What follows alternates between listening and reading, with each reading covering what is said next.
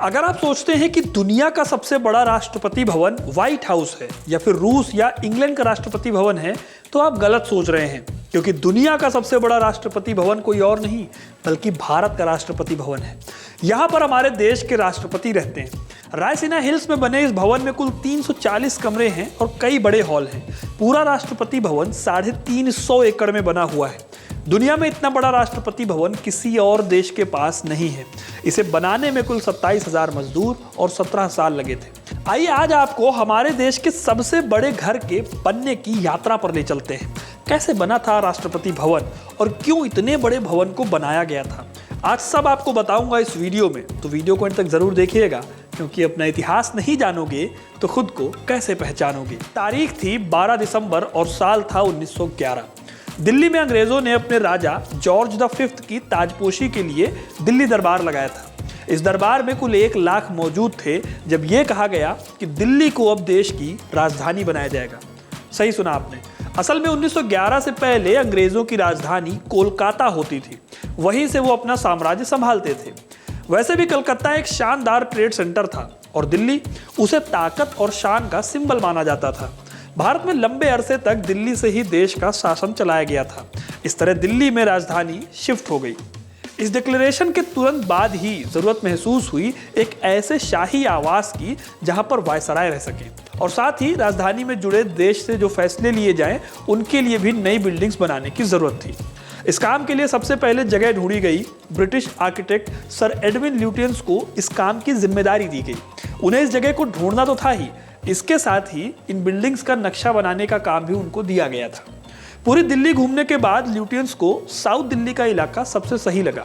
इसके पीछे की वजह थी, नॉर्थ दिल्ली यमुना नदी के करीब था, ऐसे में वहां बाढ़ आ सकती थी, जलभराव हो सकता था। वहीं साउथ में रायसीना पहाड़ी थी जो कि ऊंचाई पर मौजूद थी। यह खुली जगह थी जहां पर जल निकासी भी काफी बेहतर थी, इसलिए ल्यूटियंस ने साउथ दिल्ली के रायसीना हिल्स को इस जगह के लिए चुन लिया। एक बार जब जगह फाइनल हो गई तो फिर रायसीना हिल्स की पहाड़ियों को काटने का काम किया गया, फिर जमीन को बराबर किया गया। सबसे बड़ी खासियत यह थी कि यहाँ पर पहाड़ी पर इतना ज्यादा पत्थर मिल गया कि इनसे राष्ट्रपति भवन और बाकी के ल्यूटियंस दिल्ली की नींव बेहद मजबूत बनाई गई। आपको यकीन नहीं होगा दोस्तों, लेकिन जहां आज इंडिया गेट है वहां पर एक रेलवे लाइन बिछाई गई थी, स्पेशली इसलिए ताकि कंस्ट्रक्शन का सामान पहुंचाया जा सके। वैसे रायसीना हिल्स पर राष्ट्रपति भवन को बनाने में दिक्कतें भी आई, क्योंकि इस जगह पर कोई नदी तो थी नहीं और भवन को बनाने के लिए बहुत सारे पानी की जरूरत थी। इसलिए बोरवेल का इस्तेमाल किया गया और जमीन के नीचे से पानी निकाला गया। इस तरह ल्यूटियंस दिल्ली को बनाने का काम शुरू हो गया। इसमें राष्ट्रपति भवन भी शामिल था, आज का संसद भवन भी शामिल था। वैसे अगर एक इंटरेस्टिंग बात बताऊं आपको, तो जिस जगह पर राष्ट्रपति भवन बना हुआ है, पहले वहां की ज्यादातर जमीन जयपुर के महाराजा की हुआ करती थी। फिर उन्होंने इस जमीन को दान कर दिया। राष्ट्रपति भवन में एक जयपुर स्तंभ है जो इस बात की याद दिलाता है, क्योंकि जयपुर के महाराज सवाई माधो सिंह ने इस स्तंभ को दिल्ली को नई राजधानी बनाने की खुशी में उपहार में दिया था। दोस्तों, राष्ट्रपति भवन को बनाया गया था वायसराय के रहने के लिए, लेकिन जिस समय बनाया जा रहा था उस समय के वायसराय इस भवन में रहने का सुख नहीं उठा सके। वजह थी कि इस भवन को बनने में 17 साल लगे थे। इसको बनाने का काम लॉर्ड हार्डिंग के टाइम पर शुरू हुआ, जो चाहते थे कि 4 साल में बिल्डिंग बन जाए। शायद ऐसा हो भी जाता, लेकिन 1914 में ही वर्ल्ड वॉर शुरू होने की वजह से काम रुक गया। साल 1928 आते आते भी इस बिल्डिंग में काफी काम बाकी था। आखिर में अप्रैल 1929 में राष्ट्रपति भवन बनकर तैयार हुआ। उस समय लॉर्ड इरविन भारत के वायसराय थे। इस भवन को बनाने में उस वक्त 14 लाख रुपए खर्च हुए थे। इस पूरी बिल्डिंग में 700 मिलियन ईंटें और 3 मिलियन क्यूबिक पत्थर लगाया गया था। करीब 27,000 मजदूरों ने इसे बनाने का काम किया था। इस तरह से लॉर्ड इरविन और उनके बाद के सभी वायसराय फिर यहीं पर रहे। हालांकि भले ही वायसराय यहाँ रहते थे, लेकिन आज़ादी के 2 साल बाद तक भी इसे गवर्नमेंट हाउस ही कहा जाता था। 340 कमरों वाले इस भवन में प्राचीन भारतीय शैली के साथ साथ मुगल और वेस्टर्न शैली की झलक देखने को मिलती है। इस भवन के बैंक्वेट हॉल में एक साथ 104 लोग बैठ सकते हैं।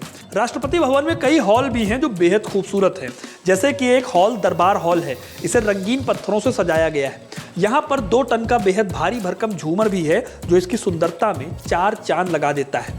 दरबार हॉल राष्ट्रपति भवन की सबसे खास जगह है, क्योंकि यही वो जगह है जहां लॉर्ड माउंटबेटन ने 15 अगस्त 1947 के दिन इसी हॉल में देश के पहले प्रधानमंत्री पंडित जवाहरलाल नेहरू को शपथ दिलाई थी और 26 जनवरी 1950 को देश के पहले राष्ट्रपति डॉक्टर राजेंद्र प्रसाद ने भी इसी हॉल में शपथ ली थी। उनके अलावा इंदिरा गांधी से लेकर अटल बिहारी वाजपेयी तक इस हॉल में अपने पद की शपथ ले चुके हैं। इसी तरह से दरबार हॉल की तरह एक और हॉल है, इसका नाम है अशोका हॉल।